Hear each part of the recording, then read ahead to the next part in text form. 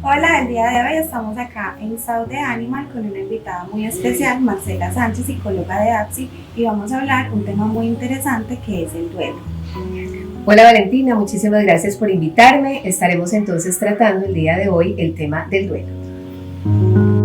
Bueno, Marcela, el duelo es un tema muy interesante porque hoy en día la gran mayoría de la población tiene mascotas y no solo lo ven como sus animales, sino como su compañero y como parte de la familia. Y han sufrido pues esa pérdida de ellos. Entonces nos gustaría saber qué es el duelo. Claro que sí, el duelo es un proceso de adaptación emocional que sigue a cualquier pérdida. Es decir, no solamente es la pérdida por una persona, un ser querido, que es lo que la gente la mayoría de veces piensa o cree al respecto. También se puede sufrir duelo por una pérdida de las mascotas, es efectivo, y incluso por otras cosas que estaremos ampliando más adelante. Lo cierto es que aunque convencionalmente se ha enfocado la respuesta hacia el duelo como algo emocional, también el duelo tiene otras dimensiones como lo son la física y la cognitiva, que también la estaremos ampliando más adelante. Por ejemplo, Valentina, Sigmund Freud, que es una de las personas que más, se acercó al tema, tiene en un texto que se llama Duelo y Melancolía una definición que quiero compartirles, y es que el duelo finalmente termina siendo una reacción ante la pérdida de algo muy querido. A la vez hace una abstracción equivalente que hace referencia a la consecuencia, es decir, aquello que se puede sentir o padecer al respecto de haber perdido esto tan querido. Marcela, entonces, ¿quiénes pueden sufrir un duelo? Un duelo lo padece todo ser sintiente, es decir, todo ser que es capaz de filtrar emociones. O sea que un animal también puede sufrir un duelo.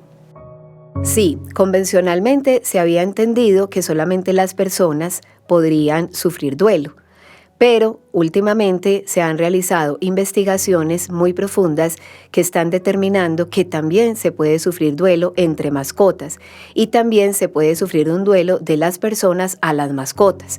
Es decir, que esto no se reserva solamente a la pérdida de persona a persona.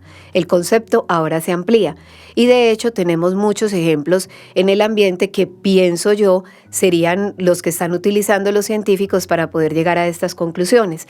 Como por ejemplo, cuando las parejas de las mascotas se mueren y las mascotas también se terminan muriendo. Y asimismo hay más de 10 especies de animales que han pasado por este sufrimiento. Propiamente no se ha determinado que se les va a atribuir la palabra duelo, porque no se sabe aún si tienen emociones, pero todo esto está en investigación y pues claramente quienes sabemos de animales sabemos que sí pueden sufrir y pasar por el duelo y que tienen emociones, las viven y las sienten. También, por ejemplo, están los caballitos de mar, están los marsupiales, están los pericos y asimismo muchos más que los invito para que ustedes también se acerquen, indaguen e investiguen en qué van los adelantos de estas investigaciones. Ahora bien, las personas al perder sus mascotas también sienten un duelo. ¿Por qué? Porque la mascota, como tú lo decías al inicio, se vuelve parte de la familia, se vuelve parte del sentimiento y todo aquello que signifique algo para la persona cuando lo pierde va a generar lo que llamamos el duelo o el dolor por esta pérdida. También se ha demostrado por experiencia, todavía no científicamente, que los animales sienten dolor o duelo o pasan por el duelo cuando pierden a su amo. Eso también es importante nombrarlo porque también hay ejemplos ya conocidos donde la mascota llora cuando hay una pérdida de su amo. Por ejemplo, hay mascotas que sufren muchísimo cuando están hospitalizados. Cuando regresan a casa, incluso muestran unos comportamientos asociados al duelo, como por ejemplo que no se les acercan, se muestran enojados, como disgustados con el amo, como que lo hubieran olvidado. Pero realmente es haciéndole un llamado de por qué se fue y por qué lo dejó solo sin avisar. En el caso de la muerte, igual, se conoce evidencia de animales que se han acercado al ataúd el día del velorio o que incluso han ido al cementerio por días y por años a visitar a su amo. Muchos de ellos incluso cuando su amo se pierde o muere, lo esperan hasta morir en el lugar donde el amo los dejó o en el lugar que ellos asocian con el amo. Marcela, también se puede hablar de duelo cuando hay esa pérdida que se siente cuando una mascota se pierde y no se vuelve a saber de ella. Sí, efectivamente, cuando la mascota se pierde también hay duelo, pero es un duelo mucho más complejo y mucho más complicado teniendo en cuenta que no hay un cierre. En las cosas, cuando no hay un cierre, siempre queda algo allí por sanar. Y es importante pues saber que es difícil de superar en esta medida. Aquí lo que hacemos es trabajar con la parte simbólica para tratar de llegar a ese cierre que es de vital importancia, porque el duelo hay que superarlo.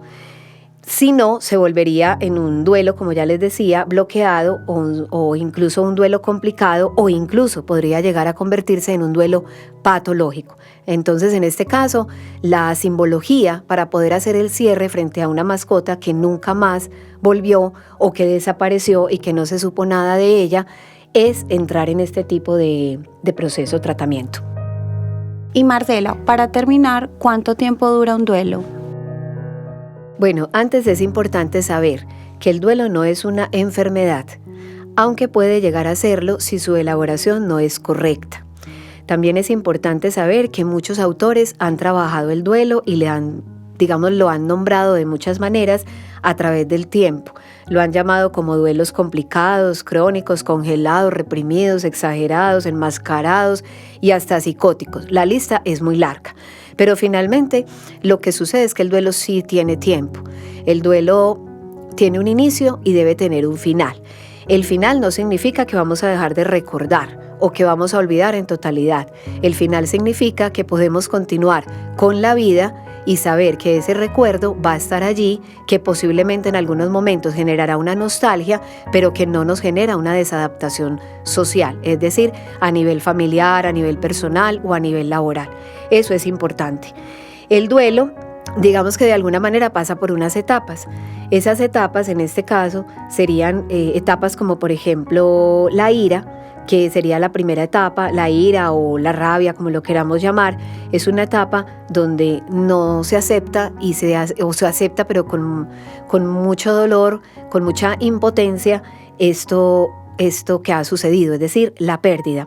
Esta ira va asociada a la negación, porque la negación es como no quiero, porque a mí, porque me sucedió a mí, y cosas como estas son las que suelen decirse en esta etapa.